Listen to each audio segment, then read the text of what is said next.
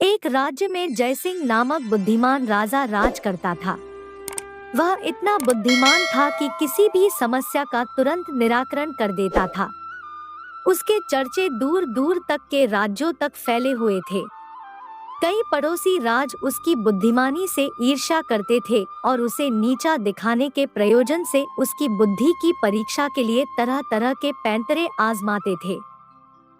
एक बार एक पड़ोसी राजा की पुत्री राजकुमारी चंद्रकला के कानों में राजा जयसिंह की बुद्धिमानी के चर्चे पड़े। उसने भी उसकी परीक्षा लेने की ठान ली।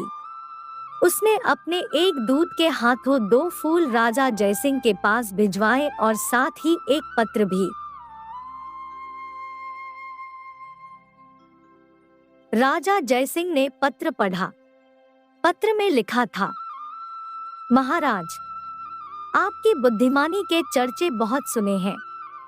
यदि आप वाकई बुद्धिमान हैं, तो मेरे द्वारा भिजवाए 2 फूलों में से असली और नकली फूल को पहचानिए। ध्यान रहे, आप उन्हें छू नहीं सकते। राजा ने देखा कि दोनों फूल बिल्कुल एक जैसे हैं। उनमें कोई भिन्नता नहीं। कुछ देर विचार करने के बाद राजा ने अपने एक सेवक को महल की खिड़कियां खोलने का आदेश दिया। सेवक ने खिड़कियां खोल दी। महल की कई खिड़कियां शाही बाग की तरफ खुलती थी। कुछ देर में कुछ मधुमक्खियां महल में प्रविष्ट हुई। पड़ोसी राज्य के दूत के हाथों के 2 फूलों में से एक फूल पर वे मंडराने लगी। राजा जयसिंह समझ गए कि वही असली फूल है। उन्होंने उस फूल की तरफ संकेत करके कहा कि वही असली फूल है। राजा का उत्तर सही था। दरबार में राजा की बुद्धिमानी की प्रशंसा होने लगी।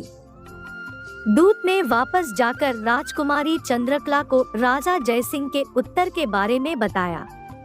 राजकुमारी भी उनकी बुद्धिमान पर प्रसन्न हुई और अपने पिता से कहकर उनसे विवाह करने की इच्छा प्रकट की।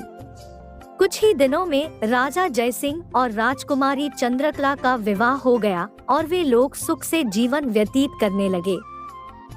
कहानी से सीख। बुद्धिमानी हर प्रश्न का हल और हर समस्या का निराकरण है।